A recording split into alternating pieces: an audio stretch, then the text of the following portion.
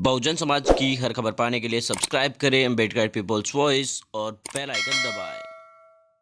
साथियों, आप देख रहे हैं अम्बेडकर पीपल्स वॉइस। तो आज उत्तर प्रदेश के अंदर अंतिम चरण के मतदान हुए हैं। आपको बताएं तो सुबह 7 बजे से शाम 5 बजे तक उत्तर प्रदेश के अंदर मतदान है वो हुए हैं। आपको बताएं तो करीब 55 से 60% की मतदान आज उत्तर प्रदेश के अंदर हुए हैं। और वही 9 जिलों की 54 सीटों के अंदर जो बचे थे 54 सीटें, उनके ऊपर मतदान हुए हैं। खास करके यहाँ पे वाराणसी, जो यहाँ पे पीएम मोदी का गढ़ माना जाता है, वही दूसरी तरफ आजमगढ़, जो अखिलेश यादव का गढ़ माना जाता है, वो जिले आज इसके अंदर शामिल थे। मिर्जापुर और महू, सोनभद्र जैसे जो जिले हैं वो आज इन जो 9 जिलों के अंदर शामिल थे। तमाम बात करेंगे यहाँ पे सवालों की। सबसे पहले आपको बताने की कोशिश करें तो बात करते हैं आज उत्तर प्रदेश के अंदर कितने प्रतिशत मतदान हुआ, किस प्रकार से लोगों के अंदर उत्साह है वो देखने को मिला। उत्तर प्रदेश के अंदर जो विधानसभा के ये चुनाव हो रहे हैं, उनके 7वें चरण को लेकर अभी तक कुल मिलाकर 5 बजे तक के आंकड़े के मुताबिक 54% मतदान हो चुका था और करीब 1-2% वोटिंग और हो सकती है। तो वही 55-60 का आंकड़ा बीच में रहेगा टोटल कुल मिलाकर। और इसके अलावा आपको बता दें कि महत्वपूर्ण बातें ये रही कि आज जो क्षेत्र है वो अलग अलग राजनीतिक पार्टियों के गढ़ माने जाते रहे हैं। अलग अलग राजनीतिक पार्टियों की अलग अलग जिलों के अंदर रही है। तो कई सारे जिले ऐसे हैं जहाँ पर 50% तक ही मतदान हुआ है, तो कईयों में 50 से ज़्यादा हुआ है। लेकिन टोटल एवरेज की अगर हम बात करें तो यहाँ पर कुल मिलाकर लग रहा ऐसा है कि 54% से 55 से लेके 60 के बीच में ही रहेगा। इसी के साथ ही बात करते हैं। आपको बताएं तो जैसे आजमगढ़ है, जो अखिलेश यादव का गढ़ माना जाता है, उसके अंदर किस प्रकार से अखिलेश यादव क्या अपनी साख है वो आजमगढ़ के अंदर बचा पाएंगे। आजमगढ़ में बहुजन समाज पार्टी, समाजवादी पार्टी दोनों ही मजबूत है, क्योंकि आजमगढ़ जो मेन जिला में माना जाता है उसके अंदर समाजवादी पार्टी के मुखिया अखिलेश यादव खुद सांसद है। और इसके अलावा लालगंज जो सीट है आजमगढ़ में आती है, वहाँ से लोकसभा की सीट पर बीएसपी की संगीता आज़ाद सांसद है। तो यानी बहुजन समाज पार्टी और अखिलेश यादव दोनों ही ये गढ़ माना जाता है। और खास नज़र आप डालेंगे 2017 के चुनाव में, तो यही वो क्षेत्र रहा, यानी छठा चरण, 7वां चरण, ये 2 चरण ही रहे थे जब विपक्ष की लाज बची थी। यानी एक तरीके से इन्हीं दोनों चरणों में विपक्ष की कुछ सीटें आई थी और इन क्षेत्रों के अंदर विपक्ष ने वो जीता भी था। तो इस वजह से आपको बता दें कि मुख्य तौर से देखें तो सपा और बसपा दोनों के लिए ही ये महत्वपूर्ण है और खास है। इसमें कोई दो राय नहीं है कि आजमगढ़ उनका बाहुल्य क्षेत्र माना जाता है, वहां पर वो निकालेंगे। लेकिन सबसे बड़ी बात है वाराणसी जैसे बीजेपी के गढ़ को किस तरीके से तोड़ा जाएगा और इसमें बसपा और सपा कितनी कामयाब हो पाती है, ये बहुत महत्वपूर्ण है। दरअसल आपको बता दें कि पिछली बार भारतीय जनता पार्टी ने सपा हो चाहे बसपा हो, दोनों के गढ़ों को ध्वस्त कर दिया था।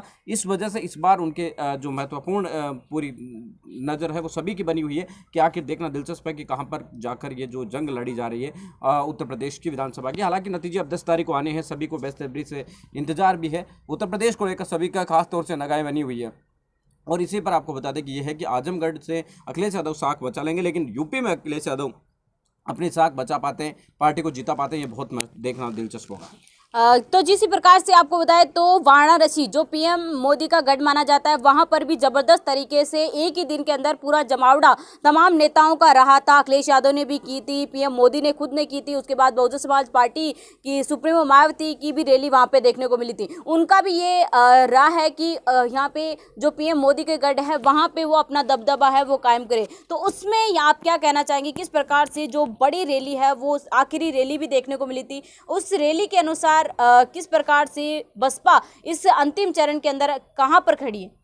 उत्तर प्रदेश के इस विधानसभा चुनाव के अंदर अंतिम चरण की अगर बात करें तो जौनपुर बीएसपी की सांसद है, लालगंज से बहुजन समाज पार्टी का सांसद है, महू से गोसी जो सीट आती है लोकसभा की, वहां से अतुल रॉय बीएसपी के सांसद है। यानी कि इस क्षेत्र से बीएसपी ने 3 सांसद जिता रखे हैं। अगर उस लिहाज से देखें तो आपको बता दें कि करीब 15 सीटें आराम से निकालनी चाहिए, क्योंकि 5 सीटें एक सांसद के अंडर में आती है और वो जिता भी सकता है। तो वहाँ पर आपको बता दें कि 15 सीटें तो बीएसपी की मान सकते हैं, लेकिन आएगी कितनी ये तो 10 तारीख को पता चलेगा। हालांकि आजमगढ़ में भी बसपा मायावती जी की रैली बहुत बड़ी हुई थी और इसके अलावा जौनपुर के बाद उन्होंने आजमगढ़ के बाद आपको बता दें कि वाराणसी में की थी, तो वाराणसी की रैली भी बहुत बड़ी हुई थी।